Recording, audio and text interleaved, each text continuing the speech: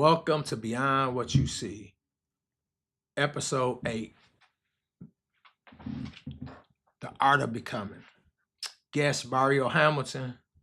Sometimes purpose begins in places people often overlook, in classrooms where potential hides behind creativity, and neighborhoods where art becomes a survival. Today, on Beyond What You See, we're talking with a brother who turned his art into advocacy, his struggle into strength, and his story as a blueprint for others.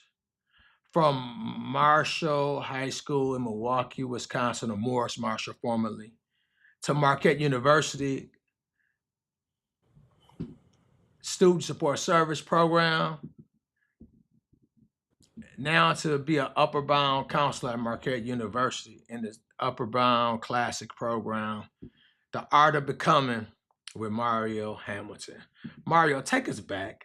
Welcome, first of all, welcome. Thank you for joining us this morning. Happy to be here. Mario, take us back to those early years, growing up in Milwaukee, graduating from Milwaukee Marshall High School. What was the season like for you as a young man trying Uh, to find direction?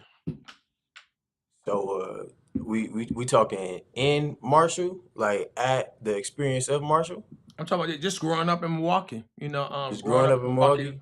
Yeah. Uh, so yeah, I could start off saying that I am a son of a strong single parent. My mother was the spearheading leader of the household of four children, now five. But in that time, it growing up in Milwaukee, it was a bunch of like to be frank, it was a bunch of crazy experiences, um, both familial and in the schooling environment that kind of shaped me to see that I wanted to be bigger than what I was seeing at the time as a youth in Milwaukee. Uh, I was somebody who was in the depths in Milwaukee. By like a lot of my family on Chambers. But a bunch of East Side issues going on, and I really was looking to cultivate a lifestyle that was able to be outside of some of the stuff that I was experiencing.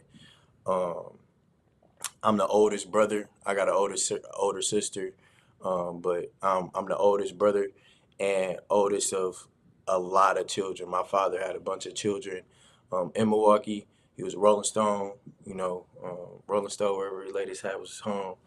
And with that, with that came a bunch of like it kind of made me feel like I had to grow up a little bit faster because I was watching like a bunch of little me's and they was all having their own directions and where they was in life, and I kind of wanted to be a stone for what a model figure of leadership could be. At that time, it wasn't that deep, but I cared about all my family at the time, but I also wanted like more for what I could in my own capacity. And at the time, the best thing I could do was be in the books, be in my schooling, and take myself serious. Like what other ways could you take yourself serious, other than showing that you was academically gifted and consistent and dedicated to your own future. And through that journey, being at Marshall, because I went to Marshall from when it was called Morris Marshall, back when I got accepted in sixth grade, when they did the merger from Marshall High and Morris Middle, and they merged them together, and then that was like crazy. Like it was a mix of high schoolers and middle schoolers, and I thought I was good, 'cause, like I had to apply. Like I applied, I sent some drawing. I always had a vision for like visual creativity. So I was always like a sketcher. And when I got into Marshall, when I got into Morris, I had to apply to get into there. So I submitted some sketches thinking that I was going to get accepted to this school of gifted and talented. And it kind of was, it was something. It was something. It was a bunch of trials and tribulations in that school that made me realize that um, if I didn't have an opportunity for education, I didn't have much. Like I didn't have much. If it wasn't for the opportunities that education could give me, it was only a few routes that somebody in my position could take on. And I wanted to be a positive person. I wanted to come out as somebody who was a person of positive influence. When they looked at me, they knew that I meant business in regard to achieving for wellness of both myself and the people that was around me. So, It go ahead. Yep. Yep. So because the Marshall experience is something that I really, it's like it's something that I can't really put into words as much because it was like the school that I went to was pretty much the drop off school for people who got kicked out of everybody else's school. Like you got kicked out of Vincent, or you got kicked out of whatever school they put you at Marshall, and that came with a bunch of kids that had issues, struggle, chips on their shoulders and stuff like that. And I had to learn to navigate through that space um, as a youth, but with like mentors and leaders with that was in that space to help gear me towards betterment. I was able to see the light at the end of that tunnel, and that's due to people gear up, especially with college possible, but more so like I didn't really look at it as gear up. I looked at it like Mr. Tolliver. I looked at it like Mr. Moore, Stephen Robertson, you yourself. Like I don't know, I've seen you since seventh grade, pretty much when I was really just in middle school, but yeah, if I really look at the impactful, Thuman, Cunningham, like those are the teachers that literally helped mold me to see a better version of myself. When at the time it was kind of me, just trying to survive the high school experience. So Mario, can you speak to the students that may be in your situation?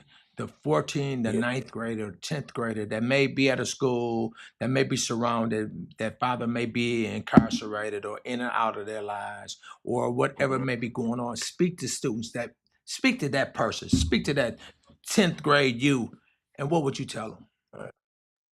Uh, so it's a lot that if this is me in the dialogue of like my Talk of ninth yourself. grade, 10th grade. So yeah, it's a lot of stuff that you about to see. It's a lot of people that's gonna come into your life that's gonna try to influence you in one or the other direction, and those gonna be people of today, like of the right now. But the person that you should really be focused on is the person that after you graduate, what are some of the things that you're gonna have that's gonna be able to better both yourself and your family in a means for longevity. And as far as longevity, I'm not talking 5, 10 years. I'm talking lifelong generational differences between now and later. You could either be like how whether your pops was or just the people that was around you that was mentoring you, or you could go into that dark room that you're not so sure about, and you could see what different options look like and different pathways look like, because the ones that you've seen thus far, how have they benefited the longevity of both yourself, your family lives, and just the people that's in the future? How is it benefiting them? um, Me, I thought education, and I still think education till this day, knowing better, being resourced on knowledge, is the difference between you being in a good position and a really bad position. Uh, I've seen it time and time again. The people that I know and hold dear and dear to lose their lives, whether it just be in their lives or their capacity to be able to be free.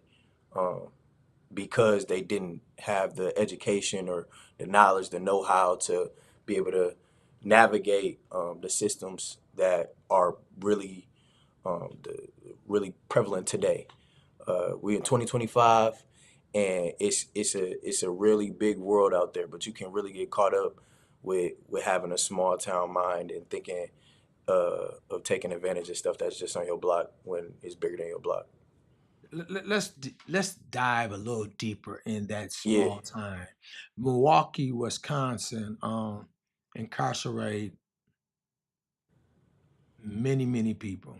And Hmm. some of the statistics that's happening with crime, the crime rate in Milwaukee, the incarceration of men of color in Milwaukee, just a lot of stuff. Yeah. How did you navigate that? And what would you say to people, your peers that may be fighting that, that Yeah. stereotype or falling into a statistic? Yeah. Any thoughts So about that?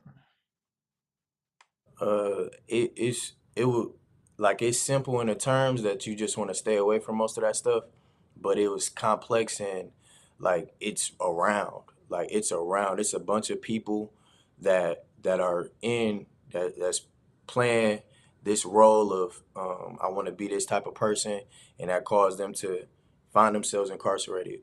But I seen my dad. Like, I seen what my dad went through. Like, and my dad is kind of like the polar opposite of like who I am. And as a youth, like, I think we all just try to study or just try to figure out all the things that when you don't have like a present father in your life, all the pieces that you could form together to know who that person is when they really not like there. And even in the capacity that they supposed to be there, you just try to figure out who's the person that brought you into this world and what's their whole story. And the more I delved into it, the more that I seen that addiction was really prevalent in our communities. Um, Illegal activities was just something that people did at a youth, and I was the type of person to look my people up. Like, so I see capped all my folks, and I seen where it start. And as far as incarceration and like finding yourself in the system, it starts at a young age. Like my it starts at a young age, and you can see it on the like they tell your story for you by your decisions that you make. And I could tell from my pops, like, you could see that he got into some misdemeanors, because it's like and these ain't stories that he'd tell me, these things that I had to look up myself. But it started with like little misdemeanor things, little things like speeding and whatever. At a young age, you're not supposed to be doing something, you get caught up. High speed chases, and that turned into whatever that turned into. I'm happy that, like, I till this moment, like, I'm still happy that he alive. But the system is so great and so deep that you might not even be aware that you sticking and moving and avoiding stuff that could impact you for 10, 20, 30 years down the line. I spent a great portion of my life feeling the absence of like my father, and it's a real sensitive topic because it's a real stigma on like black kids ain't having their dads and stuff like that. And really being somebody who didn't have it, it made me feel like I had to not even talk about it like that. But it was so real. Like, I felt like a real emptiness from that. But the more I educated myself, I realized like it was bigger than my father could think in that time. He succumbed to it, but me seeing all the things and the flaws that he done made it easier for me to navigate on what not to do. All I had to do was take his script and flip it upside down.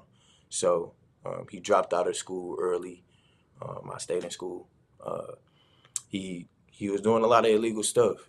I didn't do a lot of, and I ain't gonna say I didn't mess up. It was times that people mess up, but my recovery for like when I did mess up or when I was like on the angle, like I used to be one of the kids who was up to no goods once upon a time, but at a certain point, especially once you able to be caught tried as an adult or whatever, like you just gotta tighten up. Like, you gotta tighten up. You gotta lock in and see the type of person that I want to be. And I wanted to be somebody that one of my moms could be proud of. She was doing this all on her own. Um, and I wanted to be something that my little brother could be proud of, because he was looking at me, he was scoping at me. He was scoping, and we was right next to each other. We was English, what they call it, Irish twins. Like, we was a year and 6 months apart. Um, and I wanted to carve a path for him to take notes on and do better at. And I mean, I had a lot of different brothers that was just like that, little sisters that was just like that. And the pressure of being somebody who's one of the eldest, um, I just wanted to give as much positive impact. And although it took a lot of like dark work and shadow work and a lot of time of me in the books, I might not be as social with my family as I can be, but the mission was to be able to be a person, become a person that could have a great influence, that could give my people around me options for betterment if that's what they wanted to do. Because like being in the streets of Milwaukee, you could easily get into, frankly, like you could just be selling drugs. Like you could be somebody in the street doing this, that, and the third, being addiction. Just evading like real responsibilities, and that's it's so prevalent today, and that it's like I'm starting to see it unfold again. The generational traumas that we've succumbed to in 2025, my peers that I've grown up with, and I grow a new appreciation for the route that I choose every day, because it's like a less than 1% chance that I could be in this position. And if I could continue being that person and influence that, at least if it's a one person that I can influence, I'm gonna keep doing that.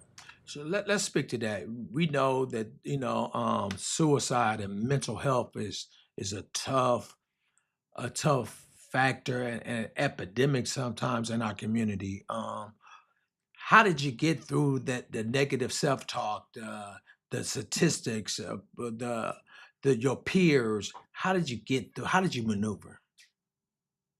Uh, so I I mean, I've been a creative since I was a kid. Like I always like drawing and sketching, and I kind of built this persona of somebody who kind of like had a awareness for the arts, and just bit by bit, like little steps in appreciating just being able to express myself. um, it started showing a little bit more in high school. So I sketched all the time, but whenever I had an opportunity to express myself, and I had the confidence to go and try stuff out. Like I was never afraid to just try stuff out and see what that did, where that took me. So in high school, especially, I was somebody who was a wrestler. I joined track, and I loved all my art classes. I was in some engineering classes, and those things sparked a lot of interest for me to be able to use my hands or use my body to make something happen. Um, and although I might not have been the best at all of them, it gave me lessons of what it took to express yourself that could turn you into a better person eventually if you took that time to explore it. But I was in a place where kids would be skipping class, or they wouldn't be trying, they wouldn't be giving their best foot forward, and I didn't want to be that type of person. I didn't want to be that person that when it came to um, the mentors, the leaders that was within our school, that I was one of the people who was acting like I didn't care, because I did care. Like I actually, the real person in me was like, I know I'm here for a reason. I might as well put my best foot forward, and doing that, I was able to achieve, aside from just like the little medals and whatever you could get to show that your efforts were acknowledged in the track meets, or if it was just, I mean, sophomore year, for example, um, I was one of the people who got selected to be in a Martin Luther King speech contest. Now, it was never heard of, but because I was somebody who walked as somebody who was willing to put their best foot forward, I had an opportunity to be in a speech contest. And with that speech contest, I didn't know nothing about it. I ain't never gave a speech in front of people and showed like where my mind was at. But the principal at the time, Mr. Ferris, he saw me. He seen that I was somebody who was pretty scholarly, and he was like, you know what? It's this opportunity, it's this competition going on. I think you would be a good fit for it. Mind you, I've never spoken in public ever in my life, and it was little things like that that kind of gave me the boost of confidence. But it wasn't because I was somebody who was just in the dark all the time. Like I was willing to step into the light sometimes to really give my views, how I felt about things, and just expressing who I was. And I was able to be a finalist in a competition. I mean, it was my first year trying it. I didn't win it, but I was able to meet peers and other people that was kind of similar to me. That kind of, I mean, bit by bit, it changed the trajectory of how I seen the world and what type of ways I could see life. And being able to give a speech as a sophomore, it was kind of cool for me. My sister came out to see me. My mom's came out to see me. And you know, you got a little medallion and a little picture taken for you and taken of you. And I mean, just seeing the type of person that you could become in that light, that's not, I mean, the people that to this point, they were saying I was supposed to be at this point selling drugs in jail, on drugs. Like that was kind of the visions that was put out for me. I didn't know that I'd be a public speaking individual as a sophomore, but it was me trialing and seeing the different type of things or ways of or the type of person I could be, and not always just looking at the dollar sign, but like looking at what type of impact is this doing for like the future people down the line. I'm thinking like, okay, new sophomores coming in 2025, what's some things that you could say about yourself that nobody else can say about, you know, themselves, or can just say in general. I like being able to do things that um the typical stat wouldn't showcase. Like, and if I got potential to be successful in that, cool. But I'm always try it out because it's always what I could be, and I'm kind of evading what I could be because I know I'm better than that. Okay, Yeah, I hope that answered the question. great. If life was a canvas, what one brushstroke, one defining experience that changed how you see everything? Yep. So I gotta mention getting accepted into Marquette University because it not only changed some of the experiences that I was able to withhold or behold, but it changed like my entire like my whole view on like how I seen the individual, the person, the human capacity to being able to make change. So I graduated in 2018, got accepted into Marquette, and that 2018 summer or whatever, uh, I got to meet a lot of people that had a similar mind as me. Mind you, I was in a people program and I was in Europe, but it was that summer where I met other people that was I had a creative back that they had creative backgrounds or they went to schools and they were speaking and it was like I met my people. Like I basically met my people that had a similar vision to me, but it came in different stories. Like it came in different stories of how that came to be. And I was so intrigued by that I was able to lean into that type of person versus being somebody that everybody's saying I'm supposed to be. Like I was able to really lean into what's creative Mario like. So that summer I was painting so much because I wanted to get into the MyAd cross registration program, because when I got accepted, I seen my major and I was always creative, but I noticed that I couldn't really be a creative as much at Marquette University. But Marquette University had did their due diligence to collaborate with the Milwaukee Institute of Art and Design to be able to give me the opportunity to be able to be an illustrator, to be able to be a painter, to be able to be a 3D artist if I chose to. I was in that term from me doing stuff on a canvas, painting, to doing digital works, creating logos for people. And that was just something that was new for me. It was new. I was meeting new different types of creatives. I knew I was very expressive. I was somebody who liked to let my dreads hang. I had a lot of free forms. I was doing a whole I was this type of I like to look at myself like as a artsy guy, but I was at Marquette University where I was able to see a vast range of different individuals that was able to cultivate me into overall like a better person. And I think that same summer, a bunch of my friends got arrested. A bunch of people that I knew started dying, and it was scary. Like it started being scary at a point. And then amidst all that, COVID, the world shut down, and I think within that moment, a lot of people start making like irrational decisions. But being in the SSS EOP community gave me kind of a home to a point where it was like, even though it was a bunch of wild stuff going on, I had this caucus of individuals that believed in me, that was able to get me through that storm and be able to do murals, be able to do collaborative work with people, be able to communicate with folks that I might not be able to communicate with outside of it. That gave me a reason, like a real reason to keep pushing forward in the midst of the fires that was surrounding me. So one moment that was real pivotal for me was the experience of that bridge program at SSS. Great. Let's do a quick lightning round I call sketchbook prompts. Short answers, the first thing that come to your mind. So, one teacher who drew out purpose in you.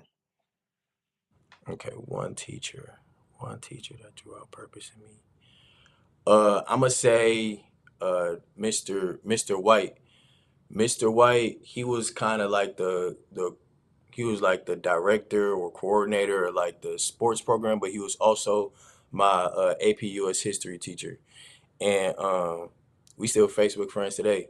But he was one of the people that allowed me to see like what black leadership looked like as a professional. He wore a suit all the time. He always was about his business, and he walked as somebody who wanted to be a leader for the youth. He was a little bit older, but he cared about me. He seen me, and both in track and outside of track, he was able to be a mentor for me, both in my classes and outside of my classes. Okay. Uh, yeah. What complete the sentence. Design your hmm future means. Uh, design your future means um, find your people, because that could be the difference in what type of future you create. Thank you. From sketching ideas from Milwaukee classrooms to shaping lives through Upper Bound, Mario Hamilton Jr. reminds us that art isn't just what you create, it's who you become. For every masterpiece starts with a rough draft. And greatness doesn't always look like a finish. It's formed in layers, the lessons and the love that you pour into it. So thank you, Mario, for every student that you're currently working with, investing with through the Marquette College Bound Scholars EOP program. Thank you for your labor, and thank you for spending time with us, Mario. Any last words? Uh, no, it was great to be here. It's so many. We only got so much time, but I want everybody to know that you could always be the difference. It just take a little bit of dark work. Absolutely, and Right. thank you. Your example of a person resilience, where Mhm. being in the city where people are counted out every day, where statistics and stats say that you shouldn't, maybe you shouldn't be here. Your life is a testament to your students, to other alumni of your area for growing up in 5, 3, 2, 1, 6 or 8, 8. Yeah, 53216. 1 6 Yeah, in Milwaukee, yeah. Wisconsin, being the difference, making a difference. Thank you, Mario. Have a great day, y'all. We'll see you back. Until then, it's beyond what you see. And we're Right. so we're on our way out. But before we say, is there anything else that you wish you could have said, but you didn't say, Mario? Uh, I kind of wanted to mention. I mean, I really did mention it. Just like the trajectory of like what programs, being in programs can do for you, even if you're somebody who in the cities of Milwaukee and PA stuff like Europe, College Possible, People Program, those things, Upper Bound. Just being in programs where people like care about what's after high school could be the difference in the position you find yourself after high school. So find a free college program. Yeah. Find your love, find your passion. Do the opposite, do the inverse. What he said was a reciprocal. Instead of he saw hmm some patterns he didn't want to be, and what he did was he became the reciprocal. He did the inverse. He did the difference. Be the difference by doing the difference. Have a great day.